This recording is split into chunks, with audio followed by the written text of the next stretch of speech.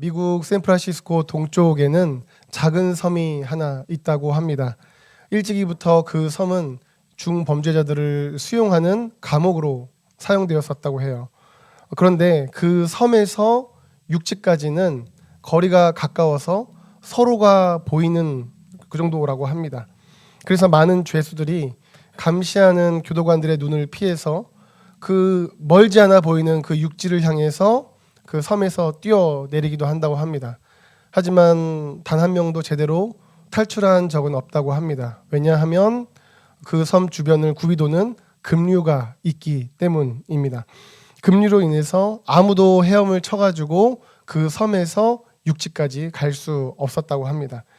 그 해변에는, 그 섬의 해변, 많은 죄수자들이 뛰어내려서 육지로 도망가려는 그 해변에는 다음과 같은 팻말이 있었다고 합니다. 당신이 이 섬에서 나갈 수 있는 길은 도망가는 것이 아니라 당신 자신이 변화되는 것입니다.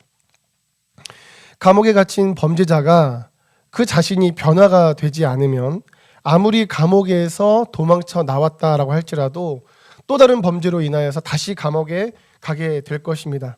하지만 그 자신이 변화하게 된다면 그는 감옥과 상관없는 인생을 살아가게 될 것이죠. 이처럼 중요한 것은 그 자신의 변화라는 겁니다. 그 자신이 변화하면 결국 그 주변도 바뀌게 되어 있습니다. 이것은 꼭 감옥과 같은 극단적인 상황만 그런 것은 아닙니다. 우리들의 일상 역시도 마찬가지입니다.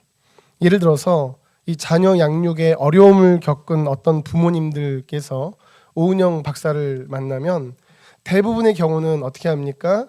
오은영 박사가 그 부모님들 상담을 하면서 그 부모님들의 생각을 바꾸고 그 부모님들의 언행을 바꿉니다. 그러면 그 부모님들이 바뀐 그 생각을 따라서 자신들의 언행을 하려고 연습을 하고 시행착오를 거치면서 결국 그 부모님들이 변화가 되면 자녀들이 변화가 되더라고요.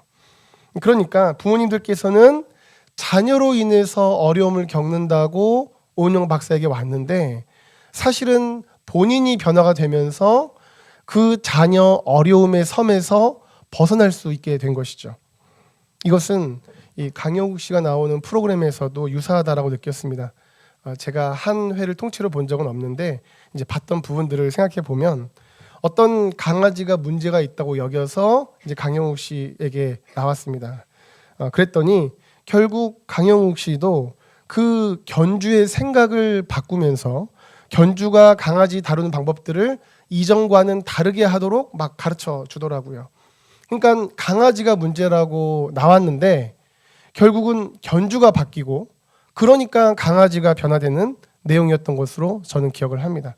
그러니까 이것도 견주는 강아지로 인해서 자신이 지금 어려움의 섬에 있다라고 생각을 했었지만 사실은 본인이 변화가 되면서 그 반려견 어려움 섬에서 벗어나게 되는 것이죠. 그러니까 제일 중요한 것은요, 자기 자신의 변화입니다. 문제는 내 자신이 변화가 필요한지, 그리고 변화를 한다면 어떻게 변화를 해야 되는지를 모르는 경우가 많다는 것인데요. 오늘 본문은 이러한 것들에 대한 답을 우리에게 줍니다. 오늘 본문 히브리서 7장 11절 말씀입니다. 레위 계통의 제사 직분으로 말미암아 온전함을 얻을 수 있었으면 백성이 그 아래에서 율법을 받았으니 어찌하여 아론의 반차를 따르지 않고 멜기세덱의 반차를 따르는 다른 한 제사장을 세울 필요가 있느냐. 오늘 본문이 속한 히브리서는 성경의 제목에서도 알 수 있는 것처럼 히브리인들, 즉 기독 유대인들을 향해서 기록된 성경입니다. 그들이 1차 대상이에요. 그 당시에 유대 기독교인들은 기독교인으로서의 여러 핍박들이 있었습니다. 그래서 그들은 자신들이 유대인들이잖아요. 유대인들은 어렸을 때부터 유대교에서 자랐죠. 유대교의 율법들을 달달달달 외우고 그 유대교의 율법이 자신들에게 너무나도 익숙합니다. 그래서 예수님을 믿겠다고 했지만 다시 그 옛 모습, 그 유대교로 돌아갈지를 고민하는 경우들이 많았습니다. 히브리서는 바로 그렇게 유대교로 돌아갈지를 고민하는 그러한 기독 유대인들을 향해서 기록된 성경입니다. 근데 어떻게 말씀합니까? 레위 계통의 제사 직분으로 말미암아 온전함을 얻을 수 있었으면 가로치고 백성이 그 아래에서 율법을 받았으니라고 말씀하고 있습니다. 여기서 레위 계통의 제사 직분이라는 것은요, 율법을 따라서 드려지는 것을 의미합니다. 율법을 따라서 레위 계통의 제사 직분. 그래서요, 이 첫 번째 줄에서 레위 계통의 제사 직분이라고 하면서 두 번째 줄에서 괄호가 있는데 그 괄호에서 백성이 그 아래에서 율법을 받았다라고 하면서 레위 계통 하면 쉽게 말씀드려서 율법을 따르는 것이구나라고 이해를 하시면 되겠습니다. 레위 계통은 율법을 따르는 것이구나. 그런데 그 율법으로 말미암아 온전함을 얻을 수 있었으면이라고 말씀하죠. 무슨 말씀입니까? 온전함을 얻을 수 없었다는 겁니다. 율법으로 인해서 온전함을 얻을 수 없었다. 그렇습니다. 율법으로는 온전함을 얻을 수 없었습니다. 왜냐하면 사람은 율법을 어떻게 다 지킵니까? 그래서 율법으로는 온전한 구원을 얻지 못하기 때문입니다. 이렇게 율법으로는 레위 계통의 제사 직분으로는 온전함을 얻을 수 없었기 때문에 다른 한 제사장을 세워야만 했습니다. 이것이 후반절의 말씀이에요. 어찌하여 아론의 반차를 따르지 않고, 자, 아론의 반차라는 건요, 그냥 쉽게 이해하시면 아론의 계통이라고 이해하시면 되겠습니다. 그러면 아론의 계통은 무엇이냐면 여기 앞에 레위 계통 나오잖아요. 레위의 후손 중에 아론이 있거든요. 그래서 결국은 아론의 계통이라는 것도 여기 앞에 나오는 레위 계통 안에 있는 것이기 때문에 이 아론의 반차 역시도 결국은 율법을 따르는 것이라고 이해하면 무리가 없겠습니다. 네. 그런데 이렇게 어찌하여 이 율법을 따르지 않고 멜기세덱의 반차를 따르는 다른 한 제사장을 세울 필요가 있느냐? 자, 율법을 따르지 않고 멜기세덱의 반차라는 건요, 멜기세덱의 계통이라는 것인데요. 이 멜기세덱은요, 우리가 어제 큐티한 본문을 통해서 더욱더 잘 알 수 있듯이 결국은 쉽게 말씀드리면 멜기세덱은 예수님을 예표합니다. 예수님을. 그래서 대조가 되는 것이에요. 율법과 예수님이 대조가 되는 것입니다. 율법으로 온전함을 얻을 수 없기 때문에, 그렇기 때문에 예수님을 세울 필요가 있었다라는 말씀이라는 것이죠. 게다가 요 다른이라는 것은요, 요 다른 한 제사장 할 때 요 다른이라는 단어는 원어 의미가 여러 가지가 있는데 그 중에서 하나가 다르다라는 의미가 아니고요. 딱 두 개가 있는데 딱 두 개 중에서 하나가 다르다는 의미입니다. 고린도전서 15장에서 바울은 이 단어, 이 다르다라는 의미를 하늘의 것과 땅의 것이 다르다라는 의미로 사용했는데요. 여기서도 그러한 의미로 쓰인 것입니다. 그래서 율법적인 것과 예수님, 이것을, 이 두 것을 대조하는 의미로 요 다른을 사용하고 있다라는 것이에요. 결국은 그렇습니다. 예수님이 필요하다. 율법으로는 온전함을 얻을 수 없고 예수님이 필요하다라는 말씀을 하고 있는 것입니다. 그러면서 이어지는 12절에서는 이것을 뒷받침하고 있죠. 12절, 제사 직분이 바꾸어졌은즉 율법도 반드시 바꾸어지리니. 그렇죠. 왜냐하면 제사 직분이 원래는 레위 계통, 아론의 계통, 즉 율법으로 나아갔던 그들이었는데 이제는 멜기세덱, 즉 예수님께서 영원하고도 큰 제사장이 되셨다라고 말씀했잖아요. 그렇기 때문에 이젠 제사장이 레위 그런 율법이 아니라 예수님으로 바뀌었습니다. 예수님께서 우리의 참된 제사장이 되셨어요. 제물이 되셨습니다. 십자가에서. 그렇기 때문에 제사 직분이 바뀌었다. 그렇기 때문에 율법도 바뀌어야 된다. 너희가 이것을 지키고 저것을 지키는 그런 율법이 아니라 이제는 새로 율법을 다 이루신 예수님을 믿는 복음, 그 생명과 성령의 법을 믿는 믿음으로 너희가 바뀌어야 된다라고 말씀하고 있습니다. 자, 여기까지 말씀 해석인데요. 근데 이 말씀이 지금 1차 독자가 누구라고 했죠? 기독 유대인들. 근데 그들이 어떤 모습이라고 했죠? 다시 유대기로 돌아가려고 하는, 자신들이 익숙하고 자기들의 옛 모습, 자기들이 너무나도 편한 그 유대교, 그 율법을 따르려고 하는, 그것에 머물려고 하는 그러한 기독 유대인들에게 주시는 말씀입니다. 유대인들에게 유대교는 너무나 익숙해요. 그들은 어렸을 때부터 그 율법을 붙잡았습니다. 유대교는 율법이에요. 그래서 그들은 유대교 율법에 머물려고 하는데 그래서는 안 된다. 너희가 바뀌어야 된다. 제사 직분 바뀌었으니 너희도 이제는 율법이 아니라 예수 그리스도를 믿는 복음으로 바뀌어야 된다. 결국은 바뀌어야 된다라는 메시지를 주고 있는 것입니다. 그렇습니다. 오늘 본문은 유대교 그 율법에 머물려고 하는 그들에게 너희가 그 옛날 그 유대교 율법에 머물러서는 안 된다.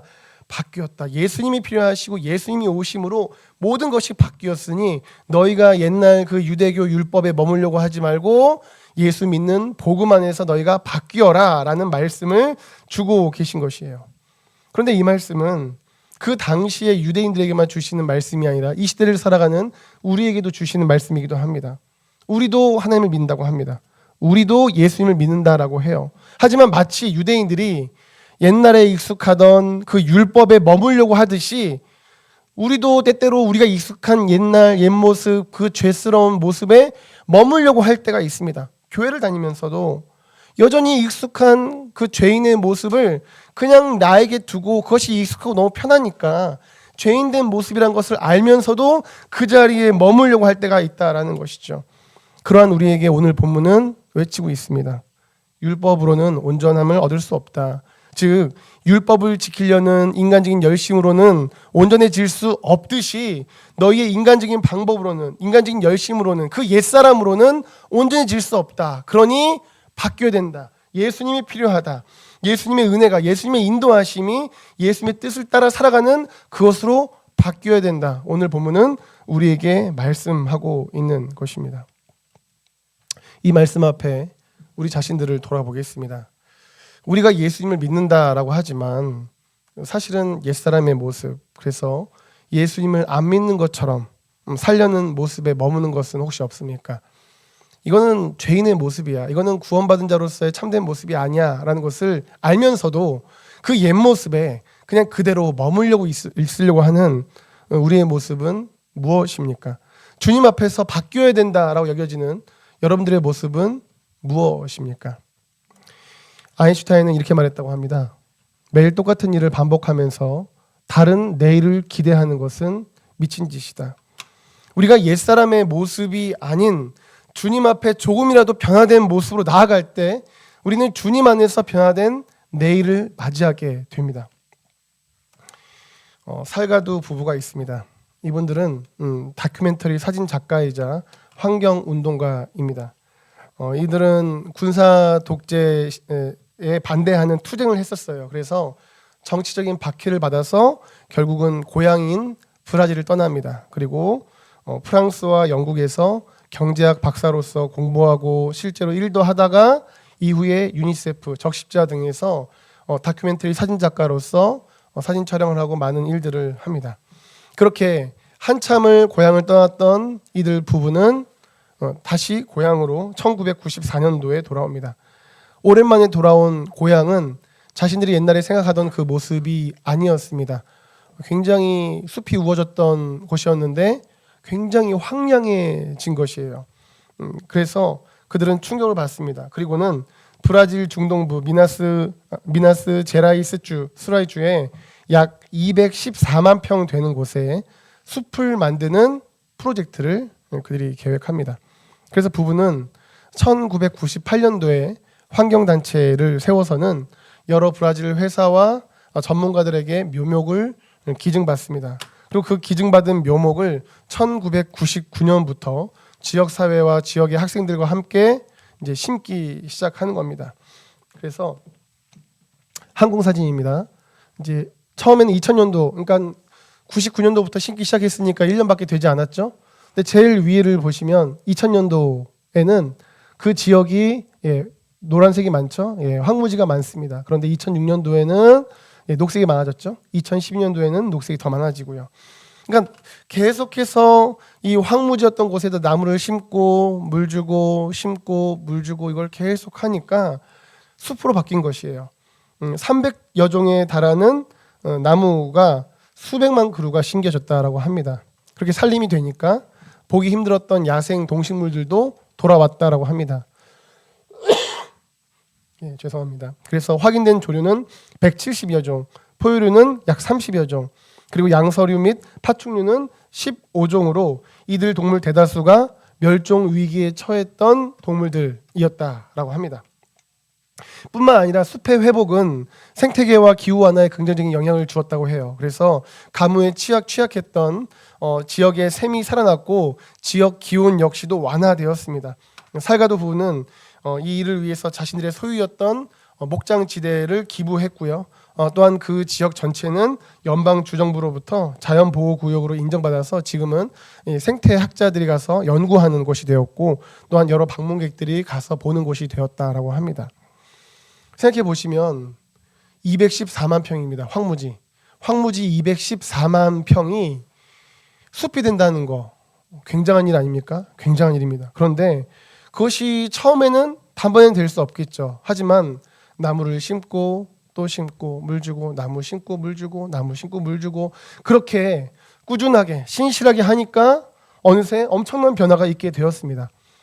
이것은 영적으로 마찬가지입니다. 우리가 하나님의 사람으로서 성령 충만하여서 세상이 감당 못할 믿음으로써 세상을 이기고 어떤 어려운 상황 속에서도 주의 뜻을 분별해서 살아가며 주변에 좀 믿음이 연약한 이들을 복음으로 섬기고 일으키고 이러한 것들이 마치 214만 평 황무지 같은 우리의 영혼에 막 숲이 되는 것 같이 엄청난 일처럼 여겨질 수 있다라는 것이죠. 하지만 우리가 예수 믿는 자로서 날마다 말씀을 심고 기도를 심고 순종을 심고 사랑을 심고 그렇게 신실하게 나아가다 보면 어느새 크신 하나님의 은혜가 우리의 황무지 같은 영혼을 하나님의 크신 은혜로 가득한 숲과 같이 바꾸게 될 것입니다.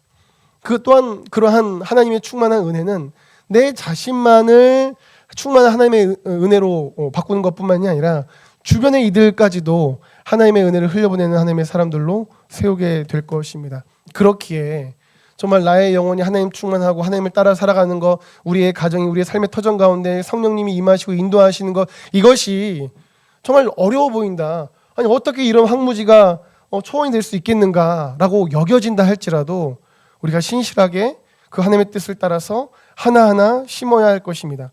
예수 믿기 전과 똑같은 삶을 지속하며 하나님의 은혜가 역사가 가득한 내일을 기대할 것이 아니라 믿음으로 변화하고자 함을 날마다 하나씩이라도 심을 때 우리의 영혼과 인생, 가정 가운데 그러한 역사가 있다라는 것이죠. 그러면 하나님의 때에 그 은혜를 누리게 될 것입니다. 이것은요 불가능한 일이 아닙니다. 이것은 뜬구름 잡는 일도 아니고 이것은 어떤 소수의 사람들만 어떤 특별한 절제력이 강하거나 어떤 특별한 몇 명의 사람들에게만 가능한 일이 아닙니다. 주님 안에 있는 우리 모두에게 가능한 일입니다. 왜냐하면 이렇게 주님의 은혜로 충만해지고 하나님과 함께함으로 믿음으로 살아가는 것 이것은요 우리의 율법적인 열심으로 되는 것이 아니라 예수님으로 되는 것이기 때문입니다. 본문 19절을 보시면 이렇게 말씀합니다. 율법은 아무것도 온전하게 못할지라 이에 더 좋은 소망이 생기나니 이것으로 우리가 하나님께 가까이 가느니라. 우선 빨간색 부분을 보시면요 율법은 아무것도 온전하게 하지 못한다 말씀합니다. 실제로 그렇죠. 이 세상에 그 누가 율법을 완전히 다 지켜서 온전해질 수 있겠습니까?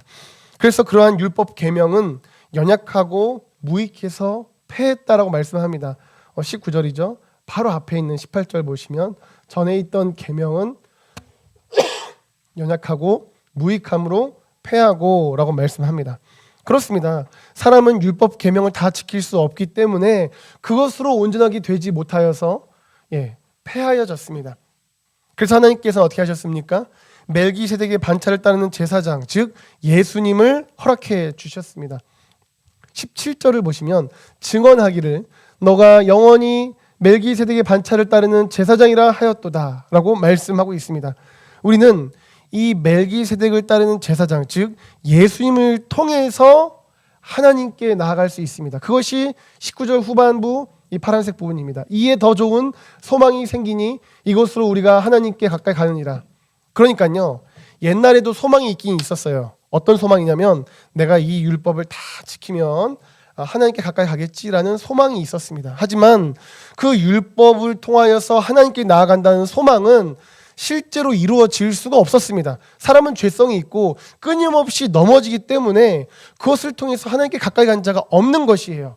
그래서 그것은 무익하고 연약해서 폐해졌습니다. 그리고 영원한 제사장 예수님을 허락하셔서, 즉 예수님이요 더 좋은 소망입니다. 그 전 소망은 계명을 통해서, 율법을 통해서 하나님께 나아간다는 것이에요. 근데 그것은 안 됐어요. 그래서 하나님께서는 더 좋은 소망을 주셨습니다. 더 좋은 소망이란 바로 예수님입니다. 예수님을 통해서 하나님께 가까이 가게 되었다라는 것이죠. 이처럼 우리가 어떤 것을 율법적으로 행하려고 하는 것이나, 혹은 이미 내가 율법적으로 무언가를 행했다라고 해서 그것으로 온전해지고 그것으로 하나님께 가까이 나아갈 수 있지는 않다라는 겁니다. 오직 예수님으로만, 오직 예수님을 의지함으로만 하나님께 가까이 나아갈 수 있습니다. 예를 들어서 예수님 당시 유대 종교 지도자들은요, 말씀도 읽고 기도도 하고 제사도 드렸습니다. 그렇죠? 그러나 예수님께서는 말씀도 읽고 기도도 하고 제사도 잘 드리는 그들을 향해서 뭐라고 하셨습니까? 너희는 완악하다, 이 회칠한 무덤아, 막 이렇게 막 나무라셨습니다. 왜 그렇습니까? 겉으로는 번들을 한데, 겉으로는 기도하고 말씀 읽고 제사 드리는 신앙생활을 하는 것 같은데 사실은 중심에서는 전혀 그렇지 않았거든요. 하나님 사모함이 없고 남들에게 보이기 위해서, 혹은 율법적으로 무언가를 이루기 위해서 그들은 경건 생활을 한 것입니다. 예수님께서는 그러한 그들이 잘못되었다라고 하십니다. 우리도 마찬가지입니다. 우리의 중심은 그렇지 않으면서, 하나님을 사모하지 않으면서, 하나님을 갈망하지 않으면서 습관적으로 혹은 율법적으로 혹은 다른 이들에게 보이기 위해서 하는 경건 예배, 하나님이 기뻐하지 않으십니다. 그러나 중심으로부터 주님을 사모하고 주님을 의지하기에 내가 내 생각대로 하기보다 먼저 기도해서 대체 주님이 무엇을 원하시는가, 내가 내 방법을 하려다가 대체 하나님의 말씀은 어떻게 말씀하시는가, 이렇게 우리가 주님 안에 있어서 살아가는 것, 그것을 주님께서는 당연히 너무나도 기뻐하신다는 것이죠. 이것이 주님을 의지하는 것이고, 이러할 때 우리는 하나님께 가까이 나가게 됩니다. 성경이 이렇게 말씀합니다. 이사야서 43장 18절 말씀, 너희는 이전 일을 기억하지 말며 옛날 일을 생각하지 말라. 아멘. 우선 초반에 나오는 이전 일이라는 것은요, 복수입니다. 이전 일들 해서 과거를 의미하는 언어 단어입니다. 그런데 그것을 어떻게 하지 말라고 합니까? 기억하지 말라라고 말씀합니다. 이 기억하다라는 단어의 원어의 의미는 회상하다, 언급하다라는 뜻이에요. 회상하다, 언급하다. 그래서 원문의 의미를 반영을 하면 계속 과거를 기억하면서 회상하면서 그것을 말하고 있는 것을 의미합니다.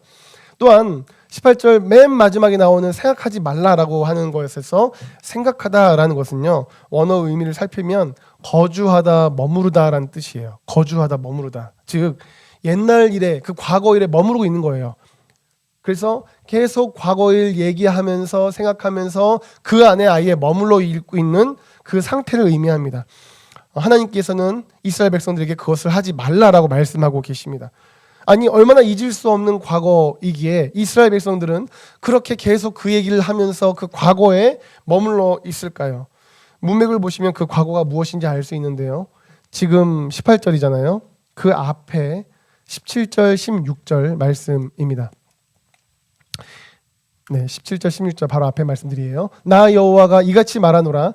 바다 가운데 길을, 큰 물 가운데 지름길을 내시고, 이게 어떤 일입니까? 예전에 어떤 일이 있었습니까? 출애굽, 예, 그렇죠. 홍해 사건을 의미하는 겁니다. 하나님께서 홍해를 가르신 것을 의미하는 거예요. 병거와 말과 군대의 용사를 이끌어내어 그들이 일시에 엎드러져 일어나지 못하고 소멸하기를 꺼져가는 등불 같게 하였느니라. 아멘. 네, 하나님께서 홍해를 가르셔서 이스라엘 백성들을 구원하시고 그 당시 최강대국이었던 애굽의 군대를 멸하셨던 그 일을 말씀하고 있는 것입니다. 그들이 지금 이것을 계속 기억하면서 언급하고 그 안에 머물러 있는 거예요. 이것이 이스라엘 백성들에게 부끄러운 일입니까? 아니죠. 엄청난 일이죠. 하나님께서 함께 하시면서 최강대국을 물리치시고 홍해를 갈라주셨는데 이스라엘 백성들, 네, 계속해서 그것을 기억하고 언급할 만도 합니다. 그런데 그렇게 그들에게 감사하고 자랑할 만한 일도 하나님께서는 기억하지 말고 생각하지 말라라고 합니다. 그 이유가 뭐냐면 하나님께서 새 일을 행하시기 위해서라고 말씀하세요. 18절이잖아요. 그 다음 절 19절 말씀입니다. 두 번째 줄부터 보시면 됩니다. 보라, 내가 새 일을 행하리니 이제 나타낼 것이라 너희가 그것을 알지 못하겠느냐. 아멘. 하나님께서 새 일을 행하시기 위해서 이전에 주셨던 놀라운 은혜를 기억하지 말라라고 말씀하고 있습니다. 이처럼 하나님께서 우리 가운데 새 일을 행하시기 위해서는 아무리 감사한 일이라도 놀라운 일이라도 그것 가운데 내가 아주 거주하고 머무르면서 그것만을 기억하고 붙잡혀 있으면 안 됩니다. 우리를 무너뜨리는 과거의 상처는 물론이고요. 심지어 이 말씀과 같이 두고두고 자랑하고 싶은 그것도 하나님께서 행하셨던 놀라운 역사라고 할지라도 우리가 그 과거에만 머물러 있으면 계속 그 얘기만 하면서 그것만 붙잡고 있으면 하나님께서 우리의 삶 가운데 새 일을 행하실 수 없다라는 것이죠. 그렇다면 과거에 하나님 주셨던 은혜들은 무조건 다 잊어버리는 게 맞는가? 무조건 하나님께서 내 인생 가운데 새로운 일을 베푸시는 것에 걸림돌이 되는가? 그렇지는 않습니다. 이 말씀에서는 이 출애굽 사건을 기억하지 말라라고 했는데요. 사실 신명기에서는 출애굽 사건을 기억하라는 말씀이 나옵니다. 방금 전에 봤던 말씀이 이사야서 43장 말씀 위에 있고요. 그리고 지금 살펴볼 말씀은 신명기 5장 15절입니다. 너는 기억하라. 뭘 기억하라고 합니까? 너가 애굽 땅에서 종이 되었더니 너의 하나님 여호와가 강한 손과 편팔로 거기서 너를 인도하여 내었나니. 하나님께서 이스라엘 백성들을 애굽에서 구원하신 것을 기억하라고 말씀하고 계십니다. 다르죠? 여기는 그 일을 기억하지 말라고 하시고 여기는 기억하라고 말씀하고 있습니다. 그렇다면 그 이유가 무엇일까요? 그것은 그 다음에서 알 수 있어요. 그러므로 너의 하나님 여호와가 너에게 명령하여 안식일을 지키라 하느니라. 아멘. 무슨 말이냐면요. 하나님께서 예전에 은혜를 주셨던 것을 왜 기억하라고 하시냐면 하나님께서 안식일을 지키라는 말씀을 이제 주시는데 그 하나님의 새로운 명령을 따르고 붙잡기 위해서 과거에 주셨던 은혜를 기억하라는 것입니다. 다시 말씀드리면 과거에 은혜 주셨던 것을 기억해야 되는 이유는 새롭게 하나님께서 말씀하시는 것이 과거와 같이 동일하게 은혜 주실 것이기 때문에 새 일이기 때문에 그것을 붙잡으라는 겁니다. 즉, 요 두 가지 이사야서 43장에서는 기억하지 말라 그리고 신명기 5장에서는 기억하라라고 하신 것은 이사야서 43장 위에서는 하나님께서 이스라엘 백성들을 향해서 그 과거의 은혜만 빠져서 그랬었다, 우리가 그런 은혜를 받았었다, 그것만 회상하면서 그것만 붙잡고 그게 마치 자랑, 어떤 훈장, 그것만 붙잡고 있지 말라라고 하신 것이고요. 신명기에서는 과거에 그런 은혜가 있었지 그것을 기억해서 그것을 디딤돌 삼아서 더욱더 하나님의 새로운 명령과 인도하심을 의지하고 붙잡아라라는 것입니다. 그렇습니다. 과거의 은혜가 아무리 놀랍다고 할지라도 결국은 하나님을 붙잡는 데 걸림돌이 되어서는 안 됩니다. 과거의 은혜 역시도 놀라운 기적과 같은 역사 역시도 결국은 하나님의 새 일을 향해서 우리가 믿음으로 순종할 수 있는 것에 디딤돌, 받침돌이 되어야 한다라는 것이죠. 그러니까 오해하지 마실 것이 결코 과거의 은혜 자체가 나쁘다는 건 아닙니다. 문제는 그것이 나의 경험, 나의 자랑, 나의 훈장과 같은 것이 되어서 안 된다는 것이죠. 예를 들어서 예전에 제가 기도했는데요. 이런 응답을 받았습니다. 저는 이 정도 영성 있는 사람입니다. 이런 식이 되어서는 안 된다는 것이죠. 제가 예전에 이런 기도를 통해서 이런 응답을 받았습니다. 주님은 정말 살아계십니다. 그렇기 때문에 앞으로도 나는 오직 주님께만 의지하며 주님만을 따르겠습니다. 이렇게 되어야 한다는 것입니다. 결국 모든 과거의 은혜 혹은 여러 상처들을 통해서까지도 결국은 주님만을 의지하는 것으로 나아가는 것이 옳다라는 말씀입니다. 왜냐하면 그렇게 주님만을 의지할 때 우리가 참되게 하나님께 나아갈 수 있기 때문입니다. 아무리 과거에 홍해가 갈라지는 역사를 경험했다 할지라도 그거 의지하면서 결국 주님 새로운 역사하심을 붙잡지 않으면, 주님을 의지하지 않으면 하나님께 나아갈 수 없기 때문입니다. 사랑하는 여러분, 우리가 구원받은 것은 오직 주님의 은혜인 줄 믿습니다. 그렇기 때문에 이러한 우리는 오직 주님만 계속해서 의지해야 합니다. 모든 성도님들께서 옛사람에 변화되어 날마다 오직 주님만 의지하시기를 예수님 이름으로 축복합니다. 그래서 하나님의 크신 은혜가 귀한 인생과 가정 가운데 그 새로운 일들이 날마다 펼쳐지기를 예수님의 이름으로 축복합니다.